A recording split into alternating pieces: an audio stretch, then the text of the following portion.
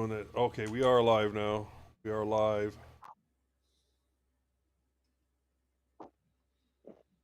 Share. Copy the link. Public chat.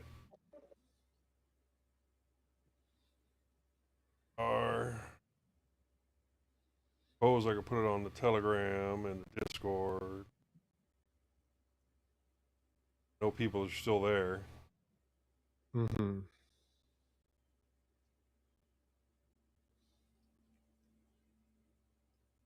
Oh, it's not going to update.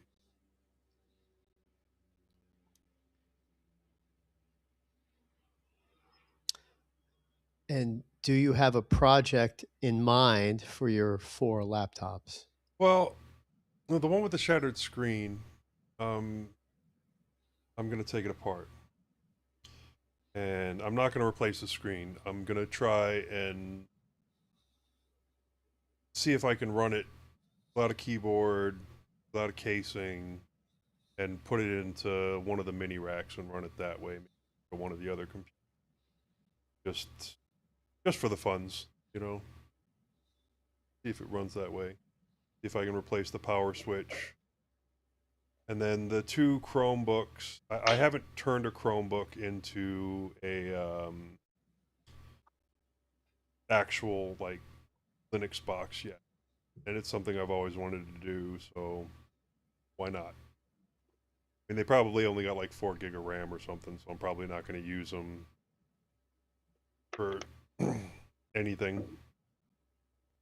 I'll probably give them away afterwards, but it's something I've wanted to try, so I'm going to. Can't argue with $30. For all 4. It's cheap enough. You picked those up at a yard sale or whatever? No, Facebook Marketplace, and they're about to be. Oh, okay. Yeah, I took a Chromebook and put Linux on it 3 months ago, I guess. My first experience with it. So I guess it's an Asus Chromebook, yeah.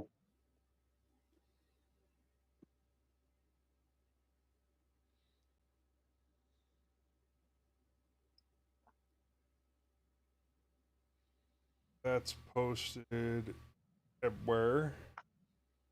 And let's see. Post this again.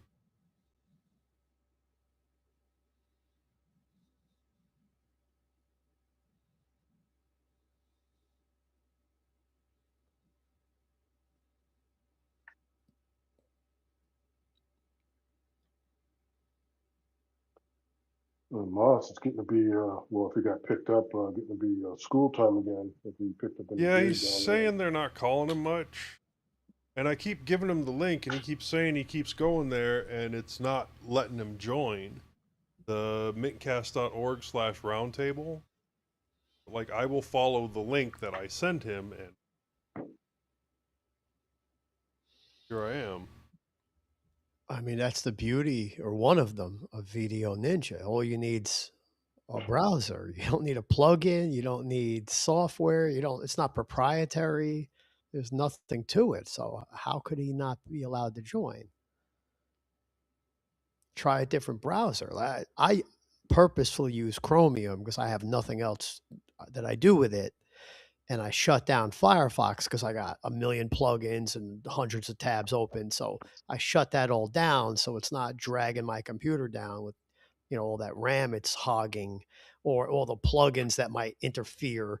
And my Chrome is like virginal. There's nothing installed, so it works perfectly. So Yeah, I've used both Chrome and Firefox, but lately there was a couple of weird, it was behaving. This is a month or so ago, and then I switched strictly to a Chromium browser. Well, Chromium for that matter. So, and I haven't had any problems with accessing, but mhm. Yeah, it always, when you first join it asks you what camera, microphone you want to use. You could even test it, make sure it works. All that. It's fine. So does he let you know with errors or anything? What kind of feedback he gets when he tries to connect there? No. No, not really. That nothing's coming up. Okay. Well.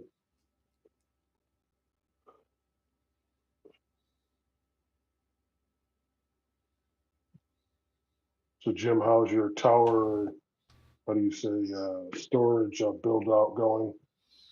It's done. Oh, it's done. The Oh hardware wow. part of it. Yeah, I'll be talking Okay. about this in much more detail on the next mintCast Oh, in 6 days or Okay. I was almost 8 thinking days about from making now. you do an innards on it once you. I don't know what kind. If you're, got some software set up to make it available for everything, or if you're just like manually moving stuff to it, or.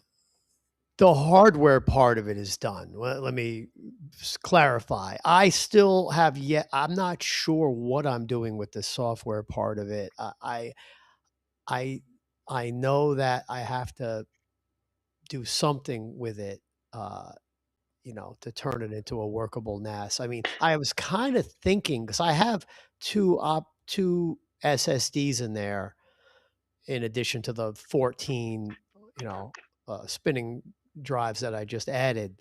So one of them has 14. Mint and one of them has Ghost BSD. And I was thinking about you keeping Ghost BSD on there because it's ZFS native. And if I learn enough about ZFS, I could take the whole 14 drives, which are 42 terabytes, and make that I guess, one big pool and start transferring all my data that I want to archive over there and all my Well, backups and everything. don't quote me because I haven't worked with ZFS before. But if I remember right, ZFS, especially when you're working with a pool that large, um, has a large RAM requirement. So unless you're bumping that RAM,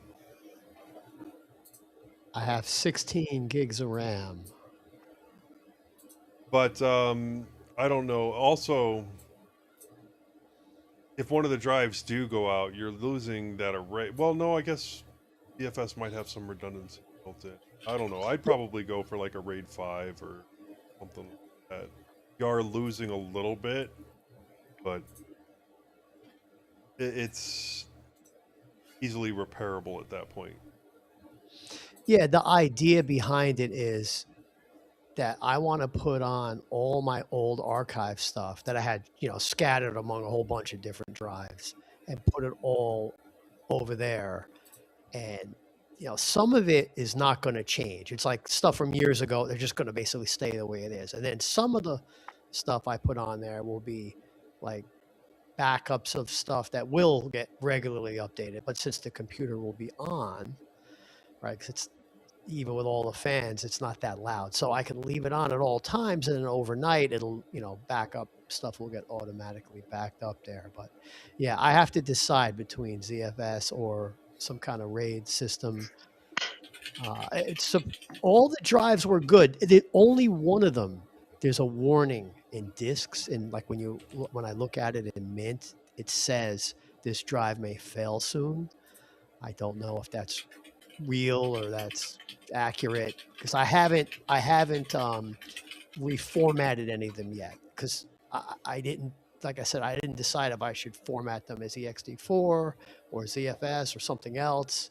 I just left them the way they are, which they're kind of, whatever data is on there is not really readable because they used to be rated like two of each in those Right, Hitachi right. external drives. So, but I can easily, like what I did on my media desktop, I could easily format them however I want. So they're pretty much all good except one maybe is failing, which I think is pretty good considering I had 18 You got individual 14 drives and they're drives in all there from, and one is failing. Yeah, I think you're doing pretty yeah, damn good. yeah. And they all had a date of 2011 or 2012 on them. Yeah. None of them were newer, even though I purchased some of those Hitachi external drives like a few years later at least. I Oh, guess they so were.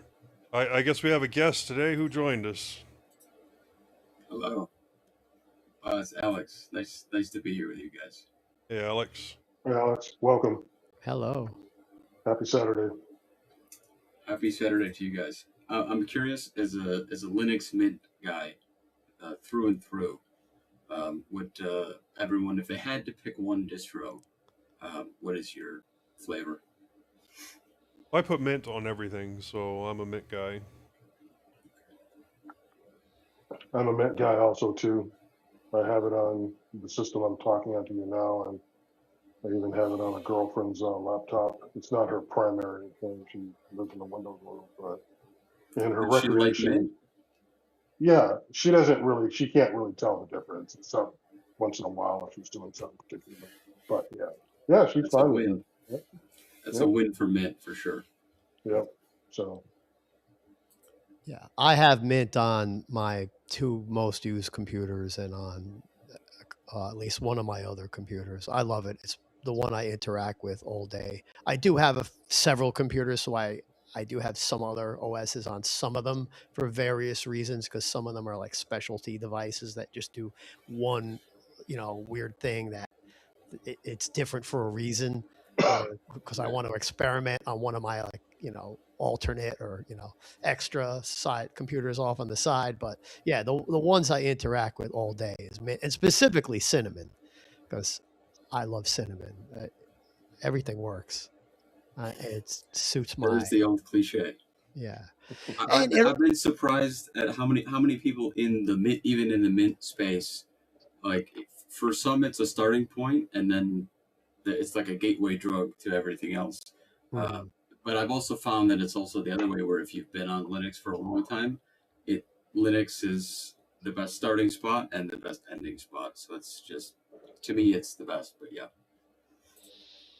Yeah, Cinnamon's particularly reminds me of Windows, that which I used for decades. So Windows 7 or Windows 10 most recently, and it just feels natural. Like the default, layout, and the way the desktop environment is organized. The keyboard shortcuts are very similar to Windows right out of the the gate. best. Yeah, I don't like GNOME, or KDE's okay. It's kind of vaguely similar. If you had to pick one Windows version or of your decades, what was your favorite Windows? Probably XP went on Windows. forever, Yeah, I but still like XP. 8.0 was decent. That is an unpopular opinion, I would imagine. Uh, a lot of people called it like the phone operating system when it came out. Uh, they didn't like the tiles and whatnot. Well, no, the tiles were garbage, but at least with 8.0, you could put the classic start menu on Mhm. and customize it yourself so that it looked more like the XP or the 7 menu. But the great thing about it was, the being able to um, access everything on it from anywhere. Now, granted, that did make it slightly insecure, but the accessibility was still awesome. I never did 8. I loved XP, and then finally, when I was able to buy my own computer, it was 7, and then reluctantly to 10 after 7 was kind of, sunlit. Yeah. Seven was okay. Like, it wasn't bad. It definitely was not as horrible as Vista. Yes, and 10. I would say that 7 beats 10 every time. And anything beats ME. That was before my time, although I think I've used it. Um, to me, I recently tweeted or posted that there's no excuse to use Windows anymore. 3.2 And was decent. how do you vibe with that post? What? There's no excuses to use Windows anymore. Like, everyone hates it that uses it, but they're like, oh, I do it for blank. To me, there's nothing in that category left. Oh, there's plenty of reasons to use Windows. Mostly, that they're still providing corporate licenses for dirt cheap. It's cheaper on Linux. Not for businesses. Mostly because of the licensing and the service that Windows is willing to provide to make it work. Huh. So, okay, then you're teaching me something here. Big What- corporations, yeah. Big corporations on large scale. Yeah. Individuals or small businesses, probably not, but big corporations where I'm talking like the 100,000 employees. You're an What's employee. the value though? What's the service that Windows can provide that Linux would fail to meet? That whole mass ability to make something work in the exact same way. More oversight. To me, that We sounds like a con. But, yeah. We decide what goes on your system and we control it. Yes, there it is. That resonates. Uniformity. Standards, Office, PowerPoint. Think about corporate America, suit and tie people, not an individual who has computing as a hobby and tinkers and builds their own systems. And you Yeah, talk about the yeah. average person who just uses a computer, does whatever it does. They don't think about it. This is Well, not they your hate it, system. so- You are not the owner. This is our system. Right. Yes, and for that, it makes total sense. And to me, that's what it's for. That's why it was built. That's how it runs. And a huge hurdle from moving an individual who's like, oh, I use Windows at work. I'm just used to it. I'm good with it. It's I don't do programming. I'm not a super nerd, so I'm not interested in Linux. But to me, from switching from a non-nerd but who loves using the computer, I found Linux Mint to be easier than Windows. Off the bat, off the rip, I went in completely blind. I think it's more user friendly, more basic, and just better all around. How many years, I'm curious, did you use Windows as an adult or a teenager? My grandfather was worked in Germany on really early computers, so I was very fortunate when my dad, to the dismay of my mother, he spent a lot of money on an IBM. I think it was a PS2 in like 2003, 2004. So I've been on a computer since I could reach the keyboard. Over 20 years. Okay. Yes. I was lucky. My mom didn't even know what it was. So I had unfiltered access. But I was never very technical. I was super into video editing, so I could tell you a lot of things about that. But in terms of how the system worked, I didn't build my first computer until 18, until an adult.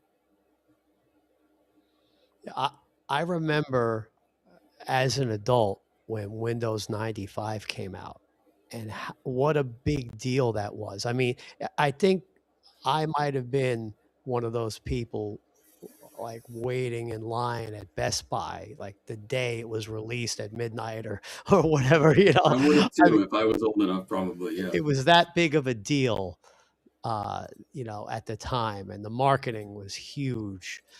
And so I use Windows. I remember first using Windows 3.1, not even 3.11. I think that He'll was be the in a one dark that gray had Subaru. networking. So yeah, I came to Linux like very, very much late. He'll be in the later. Starbucks parking lot in dark gray Subaru. Oh, Starbucks. Yeah. So when did you make this jump to Linux? That's a good question. For me, it was October 2023. I realized my several computers, plural, were aging, and I knew that I couldn't upgrade to Windows 11, and Windows 10 was threatening to go end of life. They kept putting it off. Now I think there's still a little time left for some people, or maybe they extended it only under certain circumstances. But if you pay them, yeah. I saw the light at the end of the tunnel, and I realized, well, my computers aren't working that well. They're slow. I don't really have any particular use. I'm not a video gamer who's playing like the latest game, so that's not an obstacle for me. I had already switched over years earlier to a lot of open source software like Firefox that I've been using for years, and The and king. Thunderbird is my email, because I like the free as in beer part of software as much, maybe even more than the free as in freedom part. At that time is what I thought. So Mhm. it wasn't a big obstacle for me to switch. Even the things that were proprietary, like I used to be a paid member, not a member. I used to have paid software like Adobe Premiere Pro. It's all I it all falls by the wayside Yeah, when you let me choose the rephrase right that. option. I started with Adobe Premiere 6.5, not Pro yet. Six Then it point five. became then it became Adobe Premiere Pro, and then Yeah. I remember buying the software on a CD, and over the years. So even that, I had realized, well, I used them at the time over the years in a professional capacity, but then at some point I realized, if I could simply use other software, there's the other things like DaVinci Resolve, and if I really going to get back into doing video editing. So uh, I realized there's nothing holding me back. And so then I kind of took the plunge, and, I And learned it's more not and a more. plunge either. It's the biggest obstacle is the Yeah. is the fear in your head that it's this big scary thing and it's the greatest. It's a gateway drug. It's amazing. Yeah. Then I learned a lot more. But let me tell you, I've told this story on the podcast before. My 82-year-old dad, who's computer savvy, he had a laptop, a cheap laptop. He bought at like Walmart or something for $200, like 5 years ago, and it had Windows 10, and it just, from the start almost, it ran so slow. And it got, after 6 months of using it, and even though there was nothing wrong with it, it didn't have a virus or anything, it just Yes, ran it did. It's called slower Windows. and It had a slower virus. and slower. I mean, he would literally press a key. You could count to 20 Mississippis before the key press responded. So it was effectively unusable. Yeah. And I, at one time, I tried to visit him a few years ago, and I helped him reinstall Windows. Right. Let's start fresh. Let's see, maybe there's something wrong. Whatever. We did that, and it was marginally better, but again, it became unusable. So I didn't try to sell him on Linux because he knew I was using it. But like 6 months later, I guess he figured he had nothing to lose. He asked me, "Hey, can you put Linux on this? I can't use his laptop. It's just." He asked, I, "Did you plant the seed, or did he no, I just?" didn't. I didn't talk to him Wow, about it. I didn't try to be an good man. evangelist or twist his arm or let me try. I installed Windows.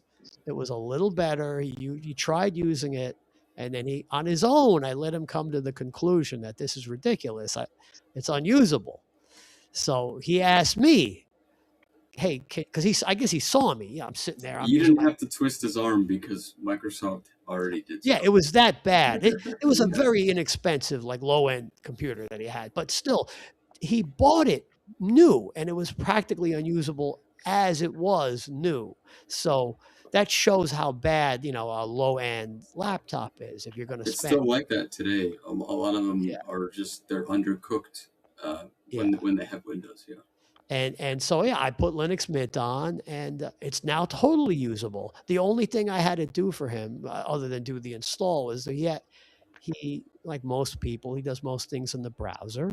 I he started using Firefox, which he said was fine because it was default. It was there already. Yeah. And the only thing I did special was I installed Dropbox because he had his data in an account, because he knows about backups and stuff. So I installed Dropbox, I think, from the software store or something.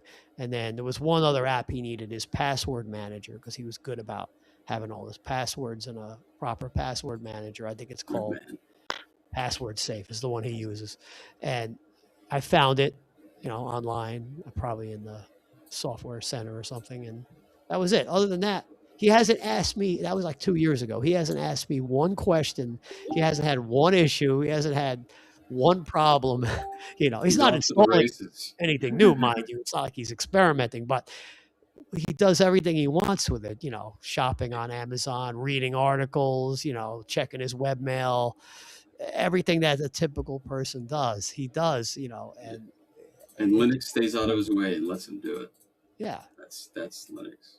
it was all very familiar because it's, similar to Windows 7 or 10. Well, thank you for the story. Your dad sounds like a lovely man. Yeah. What about the other two? If everyone could say their name, I'm sorry, just at least for me. Oh, I'm Jim. Jim, okay. The other two. I'm Joe. Joe. I'm Charles. I'm Charles. Jim, Joe, Charles. Got him. Locked in. And I'm Alex. All right. What was your question about our journey to Linux? Is that what you're asking? Yeah, so I guess for most people, it's like, oh, I use Windows up until blank. So, when did Linux find you, or when did you find Linux? Linux found me quite a while ago. I was kind of in both worlds for quite a while, Windows and Linux. So, yeah, different work positions. The primary, what they issued me was Windows, but a lot of us, a lot of the roles I had, a lot of us were running a VM or another device at work that had Linux on it, because then we could do more stuff with it and easier to use and stuff like that. So, yeah. So, I consider it What year was that? When were you kind of swimming in both ponds? probably since the early 2000s, if you will. And I didn't swim in both ponds very long, and maybe I didn't at all. As soon as I found Linux, I still have Windows on dual boot, and I can't tell you the last time I launched it.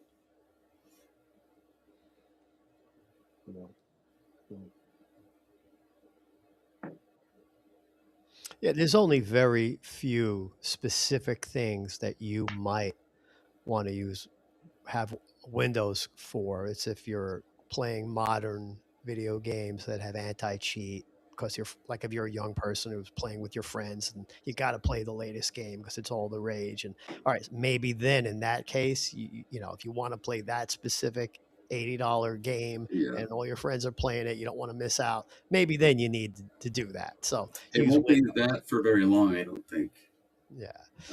With Windows moving the any cheats out of the kernel, I think that's the nail in the coffin for. There's probably likely to be some exclusives going forward that Microsoft is going to try to keep, but I don't know how many games that is or how important they are. Not really up on modern games, but that's one. The other thing is, if you are somebody like I have a friend who's been using Mac his whole life. He's a super experienced professional graphic artist. That's what he did as a career for decades. He's not changing ever, even though now he's kind of semi-retired. So what does he use on Mac that is Photoshop? My friend is a Photoshop expert. He's a graphic designer. He did that for the last 30 plus years through all the different iterations of the software of Photoshop. So, and he's got an iPhone, so he's a Mac guy. He's going to be a Mac guy the rest of his life. He's never going to change because he has the kind of muscle memory built up in Photoshop where he's never going to stop using Never say never. Jim, he's never going to. I doubt it. I can't see it happening because he pays. I mean, does he like GIMP? Or the one that I liked was Krita or Krita. Yeah, those tools are. If you're an individual content creator or a small, business or something, or an individual who uses graphic design as part of your hobby or your small business or your side gig, that's fine. You could take the time and learn. But he worked for a corporation, like a Fortune, 100 corporation for years. And somebody like him is not, he's one of those people who has no incentive to ever leave because he's an expert in this thing. He made a career out of it, I'd be curious to see, because for me, it was for video editing, I was on Vegas. While you were on Premiere, I was on Vegas, Sony Vegas at the time, and I switched to Kdenlive when I was blessed with Linux, and the skills were so transferable. It felt like I was getting a new version of Vegas that was much better. Right. And I wonder, I know that Photoshop, Adobe has some sauce in Photoshop that's really good. I would be really keen to hear, or maybe to see him on GIMP and say, "Oh, I need that thing from Photoshop," because to me, it's really, really close. Yeah, there's no doubt you could make if you, especially if you're starting from scratch, or if you really don't want to pay, the whatever. Oh it is, yeah, I never paid, $50 a not to month, or incriminate myself, but I pirated a Sony Vegas for 10 know. years. But switching was nothing. It was an upgrade. Yeah, but you're an individual. You weren't working for a big corporation where you had to swap files with the hundreds of people. It's different when you're doing it Yeah, as that's a good point. part of a business, and it's not your personal business. It's you're an employee for And a you're massive told to company. use Yeah, there's welcome to Windows standards. So yeah, there are certain people, business or personal, that it really they they they don't have any realistic means of swapping unless they want to do it on their own, on their personal machine, and learn it, and they have to feel a need for it. I guess So, it becomes Adobe switching to Linux. Yeah, oh And yeah. I think maybe they will. If Adobe came out with a Linux version, I think that was one of my predictions. I don't know. I think it's the stats are skewed because stats are stats. Mhm. But one of my most famous posts on the Linux Mint subreddit is the adult website traffic data, which to me is the most unbiased of all the traffic data. And Linux was up like 41% in like a year, and that was 2023 or something like that. So I think that the tide will turn, and that they won't have a choice, even if Microsoft wants to pay them. Yeah, Microsoft is certainly pushing a lot of people, but it's significant. But I'm not anticipating, it's not going to double or triple in a year or two. I mean, it's getting there. Every 0.5%. This morning, before I joined, Linux was trending on X. Yeah, and I just jumped into the conversation and said all my homies love Linux Mint. Yeah. And what was the trigger for the trending? Do you know? Do you have any idea? Good question. I can double check. A lot of these so-called influencers on YouTube who have millions of followers or hundreds of thousands of followers have been pushing it. These guys that talk about computers or talk about whatever, sometimes not even about other things, about other forms of entertainment. The story came out that Linus Torvalds used AI to consult with AI on a bug in the kernel, and the AI said this is impossible, and then Linus said hold my beer, and then he fixed it. So it sparked a huge conversation. It looks like it's still ongoing. Well, it's interesting. Doesn't Linus use a Mac? He doesn't even use Linux, as I recall. I don't think anymore. No. Well, I thought. Sure about that? A couple of years ago, because didn't Linus Tech Tips build out Linus Torvalds' Linux machine? Yes, that's what I'm working off of. But I have heard that he has been on Mac previously. Yes.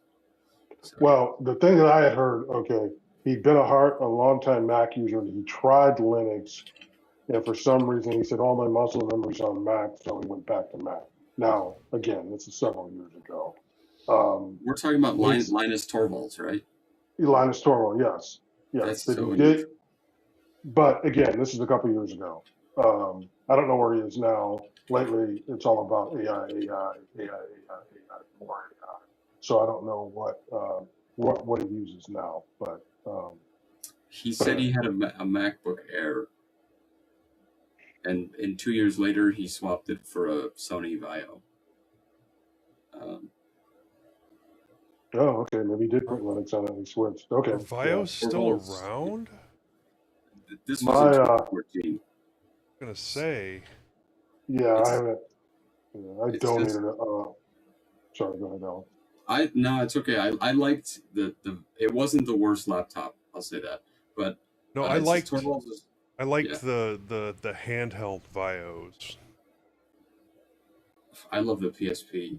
Sony makes cool stuff. Oh, yeah. I mean, it says the Torvalds is notably critical of the Mac-based kernel underlying OS X. In my Steve Jobs even collection, tried to recruit him.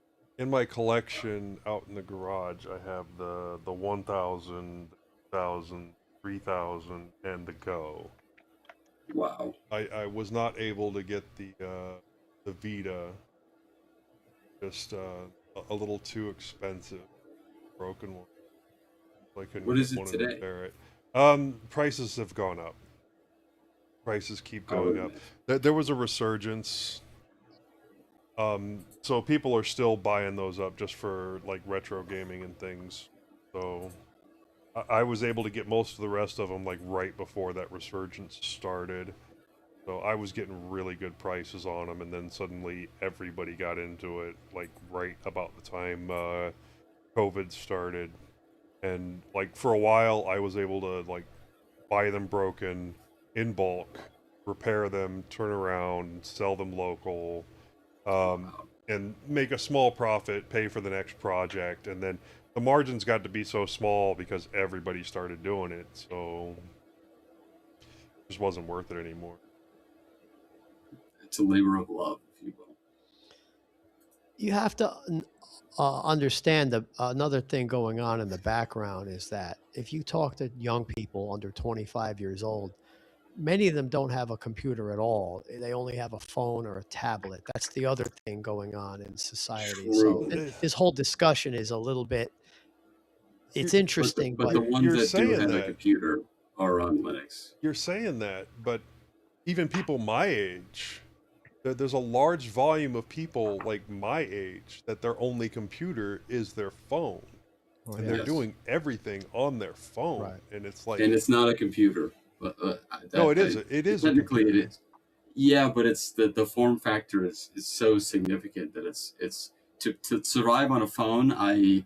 It's miserable, and that's why my Yeah. mom calls me 3 times a week to do anything because it's her phone, her iPhone. yeah. But many people have managed because they don't do anything. Their phone is enough to get by to do the things they want to do. Check their email. You know, once in a while they may have to do something complicated. I don't know about kids in school now. Maybe they have to use computers. So maybe that's probably Well- keeping them alive to a certain extent. You can definitely make it on a phone. It's just the question of. I like to ask people, what is an app that you love, that you genuinely love to use? And I don't have a single app because there isn't a single thing on my phone that I enjoy doing except for talking on the phone. A single app on my phone that I like using? That you have like no issues with. It's like like Linux Mint to me is perfect. It's just how I want it. I have it just how I want it. Well, My Linux phone Mint is, isn't an I app. deal with it. Right. But my phone I tolerate. My computer I love. Okay, audio bookshelf. So listening to something. Yeah, Audio I mean, the bookshelf, phone yeah. has its uses. You know, there are certain the things phone. I do on a phone in preference to a computer, but not many. Okay. And they're usually because I might be on the go, even though I'm not usually on Exactly. the go. But you know, some people are. They're not. I can't take my own computer into work with me, but I can take my phone with me and use it as a computer, most specifically because I have a Samsung phone, a higher-end Samsung phone that I can use Samsung DeX on. And then I'm VPN back into my house, and I have my mini rack set up with VPN and, with a VM that I can use with DeX, with no VNC, and make it look like I'm running Linux Mint on my phone. That is pretty badass. I'm actually going to look into that. But as soon as you step into your house, the phone is put aside. No, the phone stays in my pocket. I'm still using audio bookshelf on it. Fair enough. Texting is obviously I'd say the number one, thing I do on my Yeah. phone here in America. Because I would say the thing that I do on my phone, and Alex, you said what app on my phone I love. I don't love it because I found using my phone to be quite aggravating, frankly. Me Uh, too. mainly because of the screen size. I'm not 25. I'm well beyond 25, and so size and scale because of my age means something. But phone I find to be quite the annoyance. And the only thing, quote, I don't love it, but I use it a lot is podcast listening to or audiobooks. Those are the only two things Yes. that I consistently do. I wouldn't say I love them, they're just convenient to do it on my phone. Those two things. I have a So, follow-up question for that, Charles. So here's the test. When you want to listen to a podcast, do you only listen to them out of your house or do you listen to them in your house sometimes? since I don't go out in the world too much because of my. But anyway, most of the time I listen to at home. Okay, so Okay. then Yeah. perfect question then. If you're at home and you want to listen to a podcast, do you listen to it on your phone or do you listen to it on your computer through speakers? 95% of the time I listen to it on my phone because I can move around the house and do things. exactly. Right. You can walk from one room to the other. You're not. I can do gotcha. the laundry. Now, I can Right. cook So dinner. the mintCast I might need to be know. vertical. Jim has his calendar set up on his computer, but do you have that set up so that it also goes to your phone? Yeah, I'm going to answer that, but just to follow up what Charles just said, when I'm cooking, I will, or doing the laundry, I'll bring my phone with me and listen to the podcast in the kitchen. Right. You're And not at the so desk.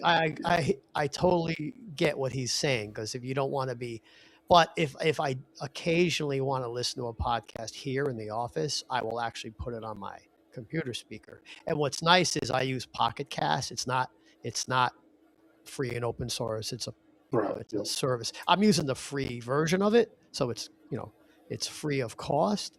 But what I like about Pocket Cast in particular, and I talked about this like one of the very first episodes I joined the show, was that the sync is like perfect because it's its own proprietary setup. You could like say I could listen to 10 minutes of an hour long podcast here in my house. If I have to jump up and walk to the other room, I can pick up my phone and then hit play over there. It'll pick it up right from where it left off. Or if I jump in my car and want to run an errand, I can, listen to the next 20 minutes of it. And then when I come It's like back, Netflix. I can put my phone down and open up my browser and it'll remember right where I left off. So yeah, I use, if I'm on the go, if I'm in other rooms cooking or doing something, yes, I'll use my phone, but I have the ability, if I know I'm going to be sitting here and I have nice speakers, I can play instead right where I left off on my desktop computer. And to follow up on what Joe asked me, the calendar is another good example because I have calendars, plural, from Google Calendar, set up because, right, I have like say personal, business, hobby, blah, blah, blah, blah, blah, Wow. right. So you set up in Google I don't have Calendar. any calendars. Well, Just- I couldn't. I use my calendar somewhat like a to-do list / calendar. So Okay. what I do is I have multiple Google calendars, and I say calendars plural because that's the way Google does it. Instead of having one like let's say I have a lot Why of don't you Google. do have one calendar? Why don't you just put them all in this? Like you're gonna do them all on the same day anyway, so why not manage one calendar? Well, I'm going to explain why. Because the way Google does it is, if you want to set them up, have like different subjects or different, and have different colors associated with your business, your personal, your hobby, your computer, your whatever, your TV. What you do is you set them up as different calendars under the same email address. Under the same Google account, you'll have plural calendars. And then what the Google app does, whether you're on the browser or you're on your app on your phone or your tablet, you'll all those multiple calendars, whether you have 1 or 10 or any whatever number you want, will show up in there, Okay, so and it they does all will merge. integrate into the same like monthly view or daily view. And How the much fact, stuff is on your calendar, Jim? a lot. I'm very detailed about my calendar. This is plural. Wow. And that way it will show on the same view, it will show color coordinated. So the business stuff is one color, the personal stuff's another color, Linux Wow. or TVs, whatever. They're all different colors. And then what I use is I have this awesome app that I love because the default Google Calendar app kind of sucks.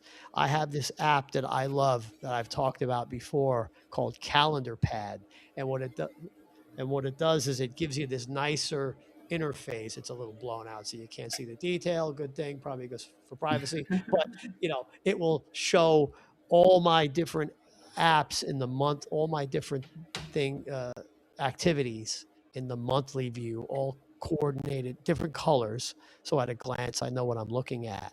And what Calendar Pad does is it acts like a front end for Google Calendar. Well, And by the way, I also have the same Google calendars with the same information available on my laptop here, right? And I actually set up Betterbird separately from Thunderbird, so that way, if I want to look at my calendar without like automatically launching all my emails, to have them start auto downloading and stuff, I can have the same calendar accessible on my laptop as I do on my phone. But I tend, as a habit, even here sitting in my own house, pick up the phone and add stuff and delete stuff and manage it here. Unless I'm adding a new calendar, that you have to do on the laptop. But as Don't far add as any more, dude, please. For you, not for me. yeah, so yeah, I use it all the time. I mean, Well- it's like my main, Yeah. sort of I have found to-do it list. very helpful. And honestly, until Jim, I didn't start syncing my calendar to my computers. And since Oh, I no. started Are you doing guys going that, to get me on the calendar? it has made my life a lot easier. But what I did find was that tasks did not sync, only events sync. So I had to convert all my tasks, my repeating tasks, to events so that they would go to all my machines. Can And you, then Joe, can you give us some tasks on your, or events now that some are recurring? you want a recurring task that is now an event. I have specific medications that get taken every 5 days as opposed to once a week or whatever. And I'm not going to tell you what that is because it's my business and Yeah. not yours. But that's a little bit harder to track than say take it on a Monday. So They're both very hard. So yeah, I never remember to take yeah. pills. So yeah, that's a good example. But yeah, I converted it to an event instead of a task, and now it syncs to all my machines. And I get a nice friendly reminder. I would do an email, an automated email, just Well, because it's on my calendar, it does, it goes to my watch, it goes to my phone, and it goes to all my machines. Yeah. Perfect. So yeah, that's exactly what I was trying to achieve. So yeah, that is cool. And emails, they don't go to my watch. Calendar events Probably do. a good thing. Yeah. Yeah, I could not live without my calendar. I look at it multiple times per day. It tells me all the different, live events I want to watch. When this podcast starts. Oh yeah, and see, that will be I would do a fun calendar. It That's tracks. the only... It tracks my absolutely insane podcasting schedule. Yeah. How many do you do? I'm on right now. It's only 3 podcasts, and honestly, the scheduling has gotten easier than it used to be because Well, I think I've gotten better at remembering it because it's like the third Friday, and it's like uh, now it's alternating weeks, Saturday and Sunday instead of Yeah, I would need a reminder. Hence why I've tried to do this, I think 3, 4 times. So maybe I do need a calendar. It is helpful, especially as you Yeah. get older and you start taking different medications for different problems that cause other problems, including memory issues, brain fog, and forgetting things like English. Well, you got this, Joe, so keep it on you. This is great for your brain. Yeah, got to keep the mind engaged.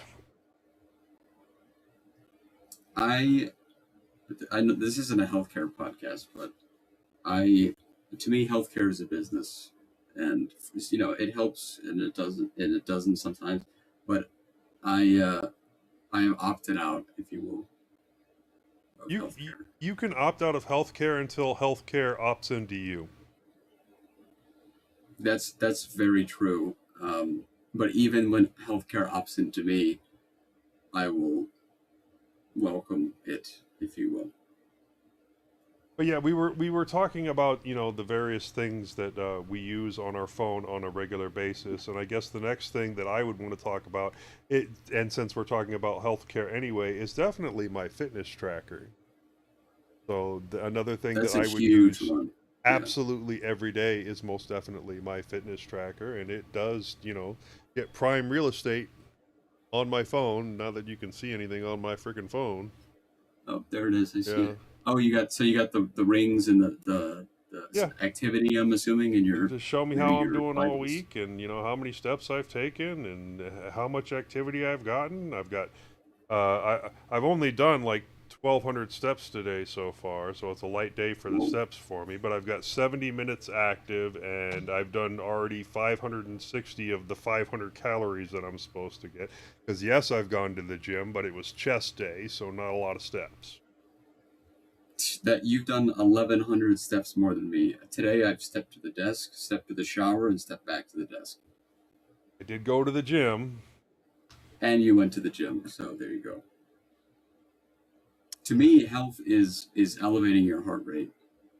Like that's and this guy right here, which I know you've got on you, is how I elevate my heart rate, among What are other you ways. holding up there? Is that a His vape? vaporizer. Yeah, Ah, okay. yeah, the new cigarette, Not a little fan. vape, Getting, not big getting back, tobacco, little vape. getting back to phone, the thing that annoys me about phone and the other thing that annoys me about phones is the dependence of like with your banks, Google, Microsoft, all these other things, and I have to send you the 2FA and to your phone or whatever. That drives me nuts. Oh yeah. I Me think too. it's an Oh, annoyance. It makes you dependent on your phone. 'Cause if you don't have, you lose your phone or something goes awry, it You're doesn't locked go out of through. everything. You're Yeah, locked out of everything, and that's just to me unconscionable. But anyway, yep. there's something And that if you don't has have a been number too, there's something with that has been bugging me recently, because we've always talked about wanting to switch to an open source phone, a Linux phone, something hmm like that. yep, But then the problem with that gets to be that all of your other things are all set up for an Android phone or an Apple phone, all your 2FA things and things like that. Yes, you can use your Linux phone as a full-on computer or whatever, but a full-on computer wants you to have your phone in your hand. yep. So how can you do it? How can you make it full-on? The first thing to do is to get out of the cloud, get out of their cloud, and to use your server rack, which you might already do, as your cloud. Yeah, but And still, yeah, your banks. well, I guess in that sense, yes, I would agree. But then the question remains: is why do you need your bank on your phone? In order to You can do call the things bank. like, okay, and then your bank sends you a 2FA notification to your phone. exactly. I Yes, I like Ally Bank, although they did close my account without notice. So right as of right now, I actually don't have a bank, and to me, that is the best bank. But Well, see, the bank that I work for likes to pay me at my bank, Well, you've got that and one, I and like then to be you. paid because my mortgage company likes it when I pay them from my bank. Um, I you have the card and you have access to. To me, the app is not worth the trouble. At least on Ally, it was You, never worth the a trouble. lot of places take cards, but when you're talking about mortgage money, they don't want your card. They want to take it Right. directly from your bank. Yeah. I'm not advocating to get rid of your bank. I never used the Ally app when I had Ally, and it was like they would do fingerprint and then it would expire and then I would have to do that 4-step login process every time. And in terms of Ally phone, it was pretty great. You would call, someone would pick up, and they would give you questions. So it was solid. I don't recommend Ally because they just closed my account randomly. Well, But I'm sure yeah. someone has thought of a solution to the problem that I just mentioned. I just haven't gone out and looked at that solution. Oh, Can you not Bill get says Google he Play? feels naked without a computer. Me too. And And you know, phones are not closed. I'm there with you guys, and there's a reason I love tiny computers that I get so that I can get them. That's awesome. And Is that got Linux? yeah, it runs Linux Mint, and it's got an i5 10th gen and 16 gigs of RAM. It's absolutely balling. That's better than Jim's computer. Well, yeah, but Just kidding, Jim. no, My newest computer is now 10 years old, so yeah, most things are nicer. it does have Yeah, its this issues. desktop. It was branded as a gaming system, but the graphics processing is kind of crap. I mean, it can't really even do the streaming for this show because trying to run OBS else at the same time is a problem. Yeah, the desktop that I'm using is it's probably 15 years old when I think about it, easily. So That's supposed an to. accomplishment, both of you. 10 years, Well, 15 no, years. there's people running older systems with Linux on it. This was supposed to be a desktop from my now deceased wife, but she never got around to using it. She always was attached to her phone and her. Well, it used to be her lap. So in her latter years, it was her phone that she was attached to, because she could read, obsess. Yes. So what was going on in the world, unfortunately. But anyway, and it wasn't a good, healthy relationship with her phone, the world, if you will. Yes. I'm sorry to hear about your wife, my friend. But yeah, phones, yeah, unfortunately, They have I their just hate the place. fact. Yeah, they have their place. I just hate the fact that for accessibility to banking, almost everything you do, everybody you said about your bank likes to pay you, and they send you MFA to authenticate. So It's one. You go through one of two people. You go through iOS or you go through Google or Apple or Google when you're on the phone, pretty much. yeah. Can the open source phone programs, can they get the Google Play Store, or can they like side load apps that are on either store? It's a mixed bag. It, Yeah. It's a mess. well, So when you're talking about like your Pine phone that runs like Linux, like pure Linux, so you can get things like Bluetooth on there and then run what well, you can't BlueStacks. BlueStacks. You can run Android applications on there, and I'm trying to think because you're obviously not running the Google backend. There's another. You can fake the Google backend, but you can't actually run Google Play services. So Right. Huawei, or yeah, I think Huawei. So Well, a lot of people use what is it? I can't think of the name of it's it on the now. tip of my F-Droid. tongue. Well, no, F, it's a replacement for the Google Play Services backend. F, F-Droid, or is No, that just the app? that's the replacement for the Google Play Store. Okay. I'm trying to think the name of the backend, and I know somebody's going to drop it, hopefully in the chat. We need an open source Yeah, app store. and I just installed the updated version of it recently, and it's because I updated the revanced. Bill said GApps S Pico. I don't know. What's it called? I'm sorry. GF1? G Gaps. space apps. Oh, Gaps. Pico. GApps Pico. So it needs a better name. Yeah, not very marketable. So, hey, speaking of phones, anybody hear about the Fairphone that's coming to the US here? No, it's not. It's running Android, but it's quote a competitor to the mainstream market of phones. It's been sold in Europe for about 10 years or so. I've heard of the Fairphone, but what's the hype about this particular model? Well, the Fairphone, this one particular one is it's repairable, so you can fix a lot of the parts. And I heard a guy on a podcast or a tech streaming show out of LA 2 weeks ago talking about it. Like they sell replacement parts. He talked about the screen, like the Micro USB-C G jack. Micro G. Micro G. I'm not familiar with that. That's You can the replace the component. That's the services, the back end services that I was talking about. I'm sorry. Please go ahead. Yeah.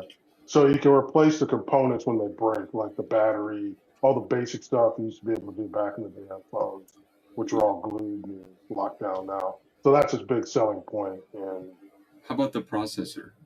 I'm trying to look at the processor now. To me, that's the big one. And as much flack as Apple gets for inventing their own screw, so we can't get into it. Yeah, they will swap the battery, and I've even done the iFixit battery before. Yeah, and I think iFixit gives this phone the highest rated fixable phone that they've ever come across. And they're using the Qualcomm Snapdragon 7S Generation 4. So it's not the greatest processor, but it's not the worst. It comes with 12 gigs of RAM. So anyway, so like I said, the big thing is that it's fixable. When things break on it, you can fix it. And it says it's a 5-year warranty, software and updates through 2033. So, wow. In this, it's about $650. That's hard to overlook. Oh, yeah. Speaking of that, and speaking of Pine, did you see that Pine is no longer going to be making Linux laptops because of the entire hardware pricing situation? At least for the time being. So is that temporarily? Yeah, until they're getting out of it, or forever? They're getting out of it at least until the pricing situation changes. Okay. Yeah, makes sense. Laptops are up there for me with phones, in the sense that if it's the only thing, I will tolerate it, but it's not good at anything, really. Look, I love my servers. I love my desktops, but I also absolutely love my tablets, and I love my convertible laptops and my mini laptops. I love being able to walk around and have it portable and be able to take it wherever I'm at. And I love my phone because I can take that anywhere, and I can take it in my car, and I can put it on, my stand in my car and use that for information, use it for my infotainment. It hooks into my car as soon as I sit down and continues on with my music wherever I'm at. If I don't want that, I can just double tap and it goes right back into my headset. Off to the races I go. And yeah, I mean, the portability of everything is one of the things that I love about it. So I would agree with that. Yeah, that's a valid point. To me, it's desktop, phone, and then there's kind of stuff in between, and looks like you've got kind of all the bases covered there. but yeah, the whole thing is that my primary desktop is out in my garage. And, I love that thing and I would be on that as much as possible. But it's also 100 and something degrees every day in Texas anymore. And I am not Yeah. going to be in my garage right now any more than I have to be because no, I prefer Right. I'm not in death. Austin, so yeah. Yeah. I'm in Austin, so That's I even understand. more humid than Dallas, so no. I I have to do brake pads too. Yeah. No. I know. I'm gonna do it I in the don't middle get of the the night. idea of a garage computer. It's nice garage- in the off season. Look, this is Texas. We don't have basements to turn into man caves, so we turn our garages into man caves. It's where I turn a closet. It's where our into wives allow us to go to, have all of our stuff, as opposed to their stuff, which is When you the buy a rest. house, Which is the it's our rest of the house. house. Yeah. Joe plays ball. Yeah, I forget as a single guy, I just Exactly. have all my computers Listen, right. Jim, You we can't don't see want to the camera, hear but you. I'm You put surrounded. your Crushing it. stuff wherever the hell you want to, because the house is your man cave. Yes, the whole house. Yeah, you're right. I had to buy her, or I had to assemble her and move her a Narnia-sized armoire to get my 12 feet, but the rest of the apartment is not mine, and that's fine. That's all I need is the closet because it's a walk-in. Nice. I still have an airflow issue though because it gets hot. Yeah. Oh, one thing I did before I put in a much larger fan in my garage was they have these fans that screw into light sockets. Oh my gosh! Some of them are fairly decent. Yeah. That wall right there is the bathroom, and what I wanted to do was cut into the shower vent and then just combine them so it because but it's an apartment goes up and then it sits. But it's an apartment, about and so you're not, the owner. So, yeah. I don't have any plans to move. I've been here for, I think, 6 years. You might not have any plans to move, but that's still definitely a repair that you would have to put in before you could move. I agree completely, but Joe, if I could give you a tour, you'd see the chandelier that I had to put And up. I'm going to point out something else. Apartment living can be great, but that's also, money that you're kind of flushing down the toilet. Granted, you have to spend the money in order to be able to have a place to live, but if you're buying, then that's also investing, because property tends to go up. We might be in a bubble and it might pop, blah, blah, whatever. But if you're buying property, that money tends to come back to you if you ever sell. You're 100% correct, and yes, I love this apartment, and I would buy it if I could. Is it a duplex or is it an actual apartment building? It looks more like a duplex but it's an apartment building. Okay. It's just not. It's actually 3 stories, and there's 3 units long. So it's off to the side. It functions like a duplex, but it is definitely an apartment. And I'm hoping I get rich enough where I could just buy the whole building, and then the other units could be free. Well, instead of cutting into the ventilation system, something that might be easier would be putting in a cat door, and then instead of putting in the cat door, you put in a fan. I thought about that, and the reason why I rejected it is because it crushes the integrity of the closed door. So the privacy you're trading privacy for comfort and temperature. Yeah. I thought a lot about this, and right now there's just a fan out there, and I just swing the door open when it needs it. But I'd love to close it and then lock in. Where are you located, Alex? Said If you don't mind saying. I don't. You said I Austin. hide in plain sight. Yeah, I'm in South Park Meadows more specifically, but yeah. Where? Austin. South Park Meadows is just south of downtown Austin. Downtown what city? Austin. Texas. Oh, Austin. Okay, I didn't hear you. Sorry. Where are you at, Jim, in your man house cave? South Florida. Crushing it. He's probably got a trillion Bitcoin that's tax free.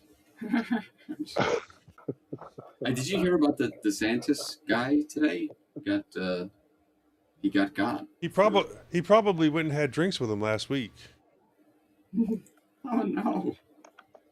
Don't tell me that. Was he the governor? DeSantis, I think, is the governor. Yeah, I have a problem. Yeah, he's I have a problem with the governor, and I'm not. Yes, he's on his way out the door. But his he's termed out. He's termed out 3 terms, so he's good. So no, I'm not having drinks with him. I don't like him. Yeah, I agree. I think he's a D-bag, but that's me from a distance. I think I could turn this into an extremely non-family friendly show if I said what I thought about him. Is it a family friendly show? Sometimes we try to make it that way, and then I start speaking my actual mind. Well, so do kids. So if it's if you want to be kid friendly, just look. The man has done. They speak the dirtiest of us all. But yeah, go ahead. The man has done some okay things, like the death penalty for pedophiles. I'm okay with that. I'm okay with that. But I don't know, because it's I don't trust the legal system to properly pick it up. No, if it's 100% provable that that's what they did, then chop their goddamn heads off. Then there goes Donald Trump's head. Yeah, no, I agree, 100%. I'm with that, but the legal system will.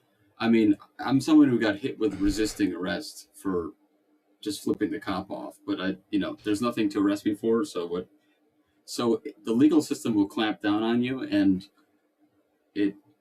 I don't know. That type of thing is getting harder and harder to do every day as cameras become more prevalent. But no, I know what you're saying. That was a cop, doing cop things to give you a bad day. Yes, and he's given me a bad record as well. Yeah. So it got dropped, obviously, because I didn't do a crime, but it's still on my report card. So the next time a cop comes to bother you, it happens again. Yeah. Well, I get it. Yes, right.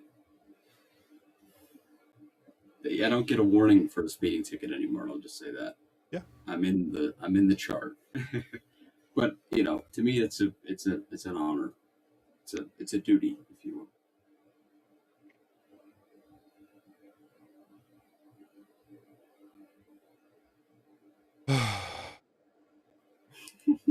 I know that sigh very well. It takes a good man to sigh like that. You guys like cameras? Oh, you're talking about flock cameras. That's an excellent segue. Oh. I was referring to my favorite camera, but you did mention my least favorite camera. No, there's always interesting things going on with flock cameras. That's true, and I like the deflock, but they tend to deflock themselves these days. Oh no, they've gotten real good at avoiding deflocking since they started using drones. No. Yeah. Huh. I'll have to get my BB gun out. I think a 12 gauge would be better. Yes, true. Skeet shooting is fun.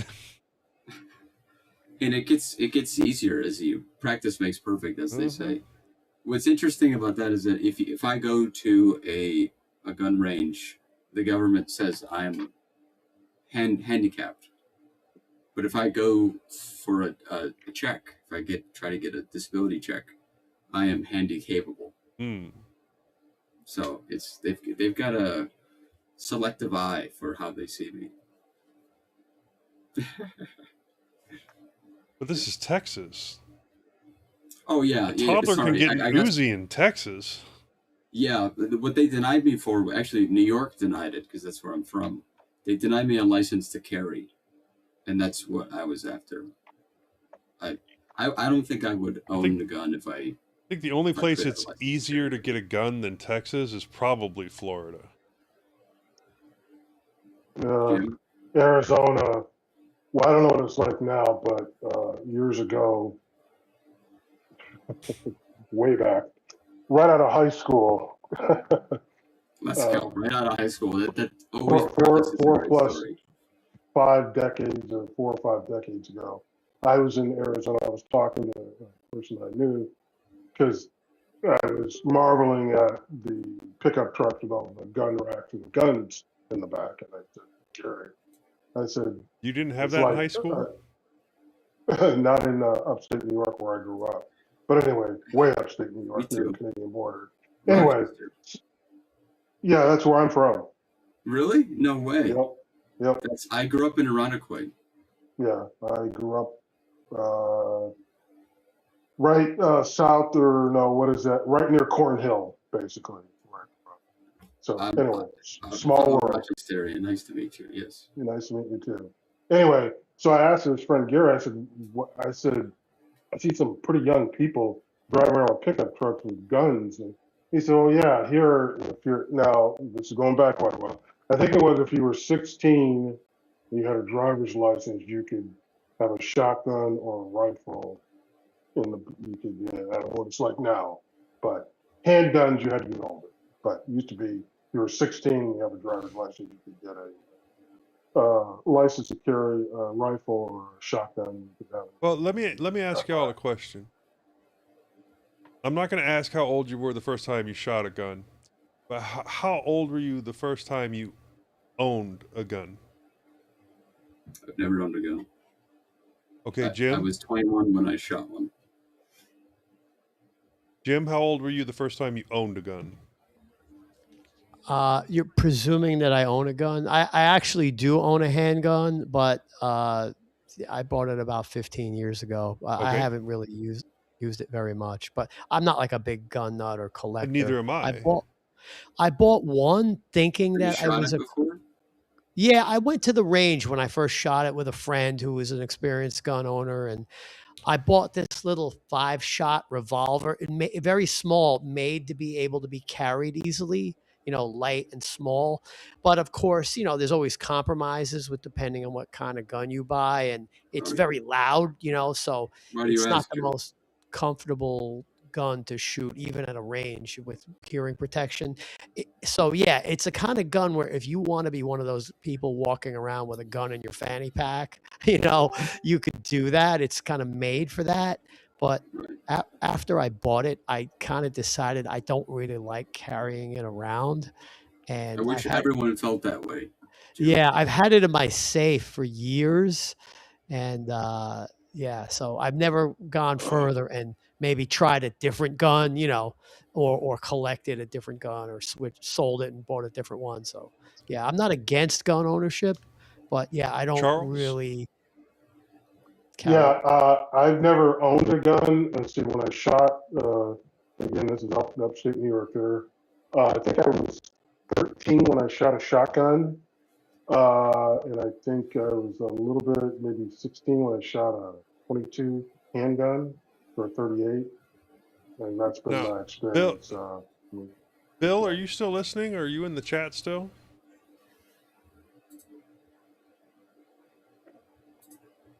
I'm gonna take I that haven't as messaged in a while, but yeah.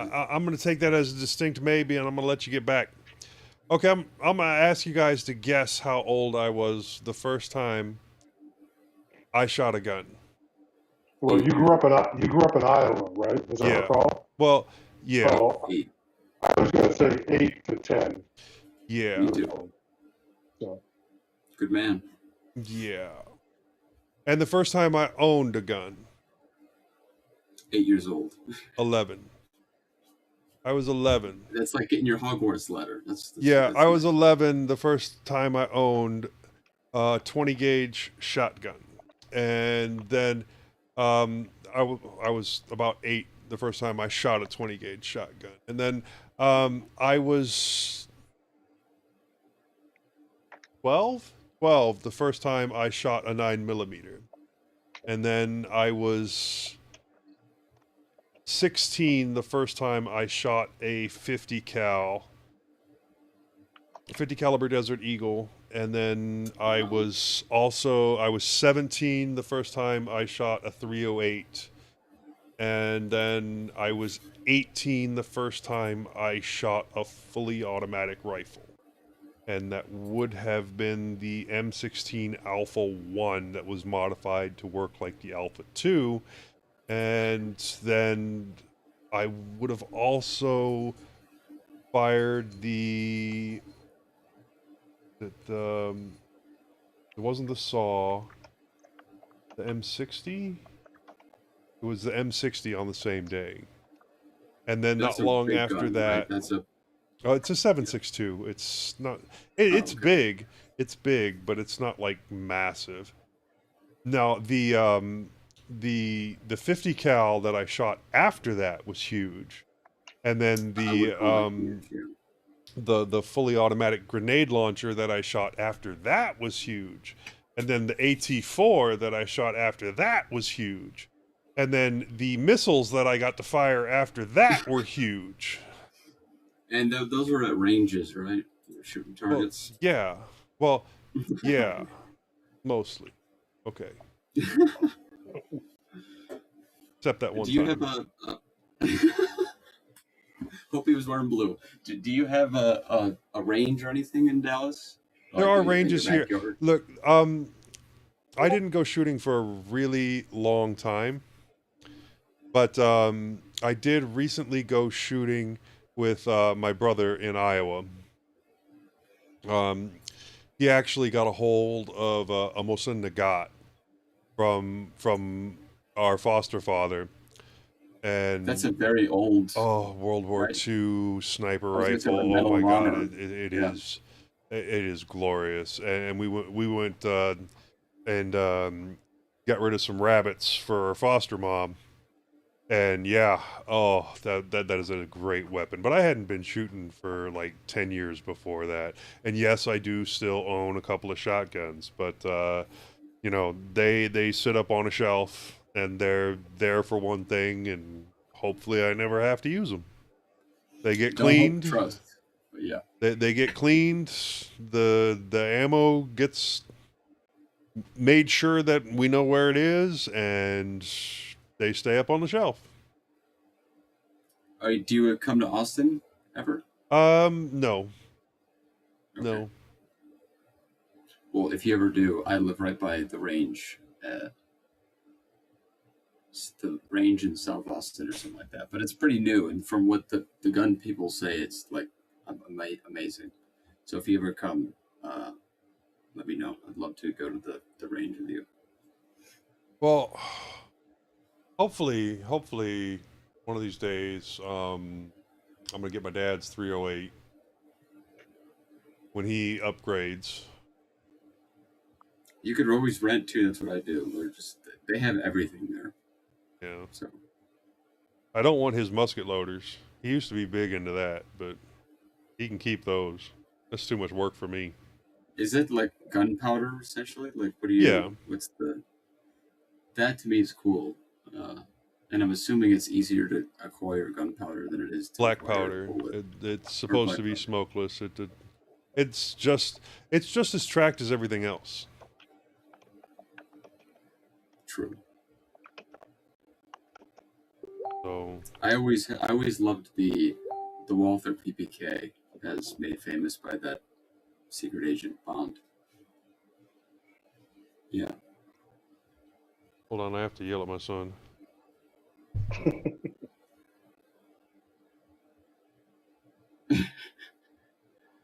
Jason.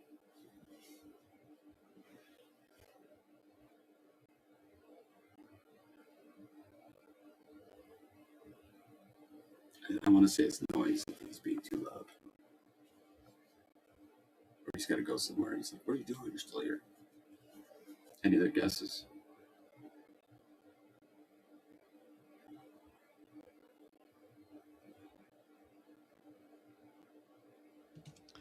VDO Ninja's the best, right? It's easy to join and easy to use. It was very easy, really, really good. The best, it depends, but I like everything I've seen so far. I really like. Yeah. We used to do this podcast on Discord, and it created tremendous problems with us with the quality. The audio would stutter and drop out and make noise. It was all Discord's doing. Do you? Is it an official podcast on YouTube, or is it just a channel, essentially? No, it is a podcast. Yeah. Now, some people are very finicky about the definition of a podcast. So take that aside. Yes, it's on. We're on YouTube. If that's your question. Right. Yeah. My question is it officially listed as a podcast? Because sometimes, yeah, but it is. I assume. Yeah. Yeah, you can get it a podcast catcher because I pick it up on Antenna Pod. Right. Yes. Yeah. Yeah. I used Riverside. I had a podcast briefly. My co-host became famous on Instagram, so I lost my co-host. But I used Riverside, and I liked Riverside, and maybe Video Ninja does this, but it records everything locally, and then it basically compiles it, so it's not really like a stream that you're uploading. You're uploading like essentially raw MP4s of like source. Does that make sense? You're busy. You're a busy guy, Jim. You're too busy. Yeah, I was just a little bit distracted watching something. But yes. What are you watching, Jim? Share it with the class. The UFC pre-show. Who's on? Who's fighting today? Anthony Fluffy Hernandez versus Gregory RoboCop Rodriguez is the main event. Who's got your money? Oh, you clock me as a gambler, boy. Hey, you're not wrong. You're not wrong. I got Rodriguez as the underdog and also the under 3.5 rounds in the main event. You're definitely a gambler. Just lose it all, Jim. It's much easier, much faster. When I was 22 or 23, I was looking at a Robinhood account with like $150,000, and I spent the next decade having a blast. Not a decade, but 6 or 7 years having an absolute ball.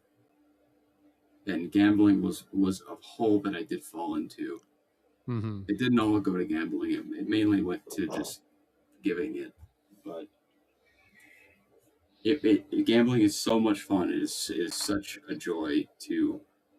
Even if you're putting $5 on a football game, you are so invested, you are so excited. The problem, and you need to feel the emotions. But yeah, the reason I don't gamble is one, because I know I lose, and two, I know addiction runs thick in my family. So I'm not going to do it. Genetics and huge muscles do too. True. No, shoot. I'll be spending the next 7 hours watching this. So yeah, let's do it. Let's do the mintCast. What is it? The companion show. Yeah, there's plenty of those. Yeah. Let's add one more. Joe. I'm sorry, Jim. Joe, I'm with you because you do lose. You will not win. You will not break even. You'll just lose. But it's not whether you win or lose. It's how you play the game. The house always wins. Yes. But it's not whether you win or lose. It's how you play the game. And to experience those emotions of loss is beneficial. I wish they were regulated. I wish it was more fair. But yeah. Yeah. About the only thing that I was willing to, put my money on was a cryptocurrency, and I was not willing to bet on that any more than I was willing to lose. I considered that money lost as soon as I put it on there, and I definitely did not come out ahead. but it's still sitting there. In crypto, you Yeah. haven't come out ahead. It did not come out ahead. Huh. Well, you will as long as you only win or you only lose if you sell, right? But yeah. I had the fortune of buying crypto when it was $400 roughly, so I couldn't not come out ahead. Well, So see, you you're could have, but yeah. saying crypto, but what you mean is Bitcoin. Bitcoin specifically, yes. Bitcoin, yeah. I had Bitcoin. I had Tesla at $100 in like 2017, and if had I not sold the $5,000 I put into it and Nvidia, I would be a multimillionaire. But I also Yeah. wouldn't be in Austin. I wouldn't be who I am today if I just Right. collected $2 million. So yeah. I have the same thoughts, the same. If I had kept everything that I had in 2017, and I'd be in a similar position, you know. And then I could even like grown retroactively because I remember this is probably, I don't know, 2018 or something. Whenever Manny Pacquiao fought Jeff Horn in Australia, I'm sure you could look that up on Wikipedia. I remember Mayweather, and I think I've lost money on betting Yeah. on the Filipino. At that time, Bitcoin was about $2,200, and I put one full Bitcoin on Manny Pacquiao, positive that he was going to beat Jeff Horn. Who the F is Jeff Horn, right? He's an okay boxer, but he's not a legend like Manny Pacquiao. And sure enough, he's a legend for losing. The Australian judges, or gave it to Jeff Horn. So yeah, I lost a full Bitcoin. So then, as the years went by, I'm thinking I retroactively had $100,000 on Manny Pacquiao. Yeah, dude. I don't admit that. You just do the face value, because if you say I put a Bitcoin on Manny Pacquiao, they're gonna send you to the Philippines. So yeah. But to learn this, if you love it, then enjoy it. But I'm so glad that I lost, and I still am broke. In fact, I'm deeply in the negative, and I'm so glad that I don't have money today. Well, that's a healthy way to look at it. Yeah, I have my my limits and my strategies. So yeah, you have to know yourself. Some people cannot control themselves. With I don't think anyone should control themselves. I think everyone should be themselves, and then because at the end of the day, everyone's going to do what they do anyway. So, but yeah, we've got a whole generation being sort of force fed all the gambling ads. It's all over sports now.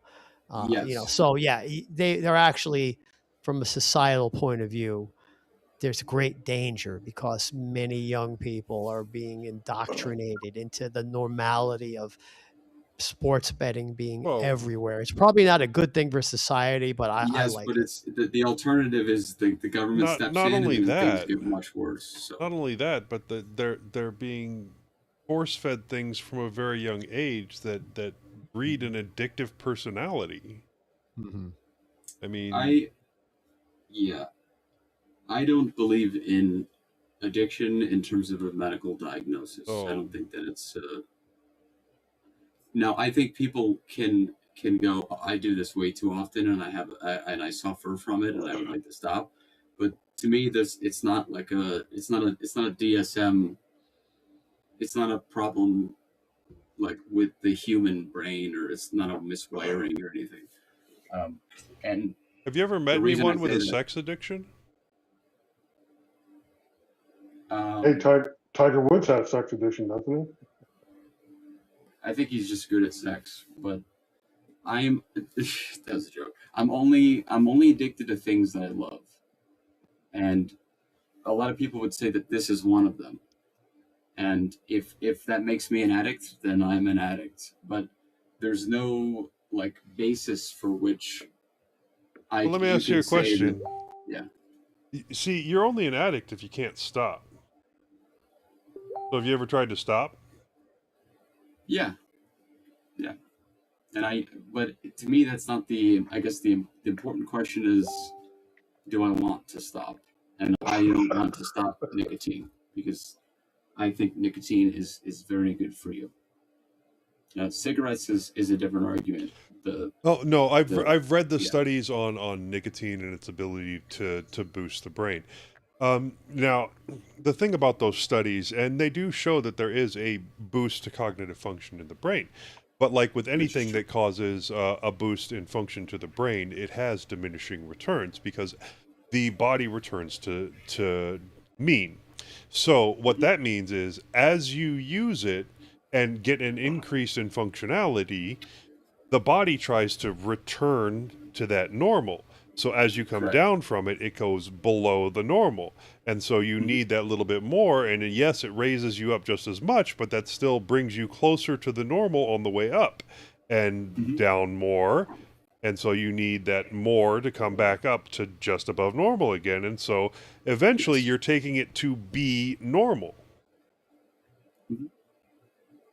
Well, it actually, it's not, I don't like the word normal, but I understand what you're saying. And I will say that it makes your normal higher.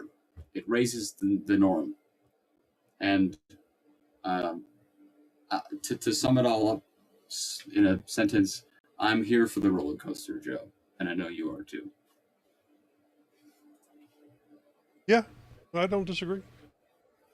So, since you guys are just a quick thing here, Mhm. so how do you guys feel about, well, you gamble so-called prediction markets, where we can, you know, Those real life prediction markets are a problem. And you think? yeah, no, it's a major problem, especially, okay, I'm going to gamble, like most specifically with the stuff that happened with the WNBA. I'm going to gamble X amount of money that somebody's going to, this is just one example, that somebody's going to, throw female massagers out onto the court. Oh, well, guess what? I'm going to go to the game and do that. So, yeah. That's... Or if you go, or if you go to a Buffalo Bills game, football game, you can throw, how do you say, adult toys out on the field. That's been known to happen in Buffalo, New York. Or, someone in government deciding to bet on it, saying, I bet we're going to attack such and such a country at such and such a time with such and such a weapons. Yes. And then making it happen. So the really scary one was I think some senators or congressmen were talking about this recently. There was a prediction market for, will there be a wildfire, a forest fire in California? Because you could imagine the incentive now is for somebody to light a friggin' forest fire. As long as Ronald Reagan Library goes down with it, I'm all for it. Yeah. But don't bet on it. Don't bet on it. Gambling, you'd never hear me say gamble your money, because I no longer gamble and I will never gamble again. But the alternative to the problem of, hey, my kid grew up and he joined DraftKings and now he's blowing all of his money on DraftKings. The alternative is that we give the government the power to shut it down, and that is so much worse than a kid losing his money on a Bills game. So, have fun gambling, just don't do it. I disagree, but that's just me. Yeah. But anyway, yeah, I think there is a place for government to but that's just me. The cat's out of the bag now. It's too much for me. We can put the cat back in his bag, and if he doesn't get back in his bag, I'm going to put him in his bag. Money rules everything in America, and I remember decades ago people talking about like when I was a teenager or whatever, that someday marijuana might be legal. And then sure enough, I lived long enough to see it happen, in many different states. And then same thing with sports gambling, and someday that will be legal. The last bastion we have to cross in this country after those two is to start making the sex trade legal. And I wonder if I'll live long enough to see that. Well, no, you already have lived long enough to see that. I mean, I know it goes on like here in my local strip club, but I mean, it is. I'm talking about legal, like really legal. It's legal in Vegas. No, it's not. It's not legal. It's not. No, I mean Nevada. Parts of Nevada, it's legal. Legal in Vegas. Yeah, but that's other than that, it's not legal anywhere else in the country. And the thought process behind that is, someone could be extorted for sex for money, But given the Epstein Well, files, I would say Well, that there yeah, no, we're shouldn't have been. no. and you think that doesn't happen already? Right, exactly. So why is the government trying to? Yeah, While it's to illegal, it's easy to extort someone for sex for money. I it's think if it, easier yeah, that it's because it's legal. I think if Or it it's were illegal. legalized, then it would probably be a lot more difficult.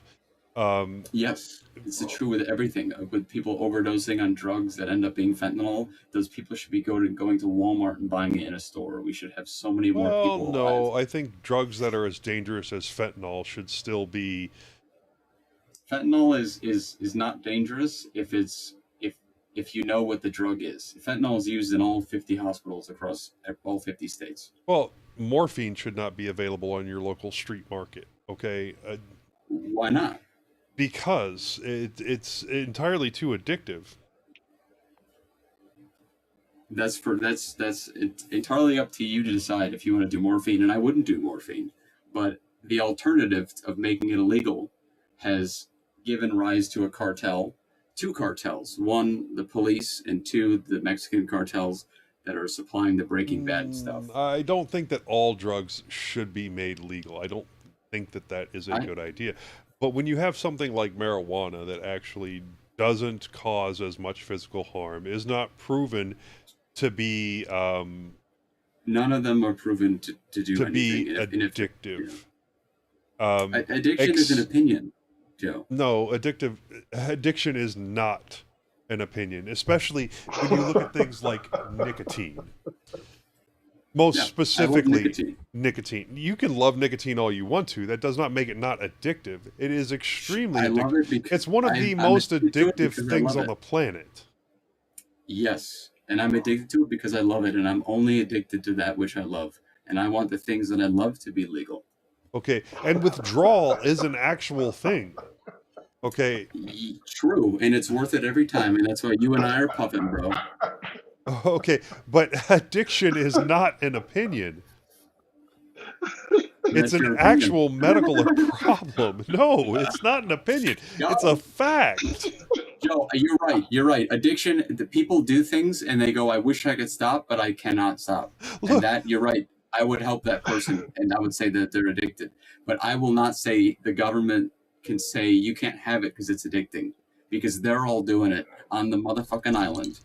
And they're killing everyone else that's doing it. And there's millions of people in jail Jerk. for doing Your something claws are sharp, you little jerk. The people that Well, the government does lots of things that people don't like. So, but anyway, so yes, and everything the government does, I do not like because the government should not exist. It cannot be fixed, but it can be killed. What's the kitty's name? Galileo. Oh, it's a great name. There's to me that there's only one law of the universe. Newton called it gravity, but I call it love. It's the force of the entire universe. In space, we would call it gravity and entropy. On Earth, we would call it love and fear. And I don't like entropy, and that's what the government does. I love Galileo. Galileo's awesome. Yeah, and the government did not like Galileo for saying the truth. Imagine that you're Galileo and you make the greatest discovery at the time, and you're arrested. Only thing Galileo likes to discover is his food dish. And Scratchy is what you're giving him, right? And catnip. He loves catnip. His world revolves around you, not the sun. So Galileo was wrong, actually. The last cat I had passed away a year ago, June. Are you going to get another one? No. Why not? I had, it's a long story, but 20 years of lots of cats and lots of money and lots of toil, and I'm catted out. Well, actually more than 20 years. So sounds good with me. But sounds like a lot of good memories. Some good, some bad, some indifferent. So I just tweeted about that. If I look back on my life, the bad became meaningful and the indifferent became important, and the good became life changing.